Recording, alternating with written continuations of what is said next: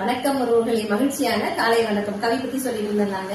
அறிவு கட்டுண்டு செயல் விளைவிக்கும் விளைவறியாதது பாசம். ஓகேவாங்க. என்னன்னா பாசம் நம்ம என்ன செய்யறோம் அப்படிங்கறதே நமக்கு தெரியாம போயிடுங்க. என்னன்னு கேட்டீங்கன்னா பாசம் நம்ம கண்ணை மட்டும் மறைக்காது, நம்ம அறிவையுமே சேர்த்து மறைச்சிடும். ஏன்னு கேட்டீங்கன்னா எந்த ஒரு விஷயத்து மேலையும் இது தான், தனது, என்னுடையது, என்னோட கணவர், என்னோட மனைவி, என்னோட குழந்தைங்க, என்னோட நண்பன், என்னோட பொருள், அது மனிதர்கள் மேல மட்டும் இல்லைங்க, அது பொருட்கள் மேல கூட. அதாவது அதுதான் சொல்லுவாங்க அடிக்கடி மகிழ்ச்சி, டிட்டாச்டு அட்டாச்மெண்டா இருக்கணும். அதாவது தாமரை இலை மேல் நீர் அப்படிங்கிற மாதிரி நம்ம வாழணும் அப்படின்னு சொல்லுவாங்க.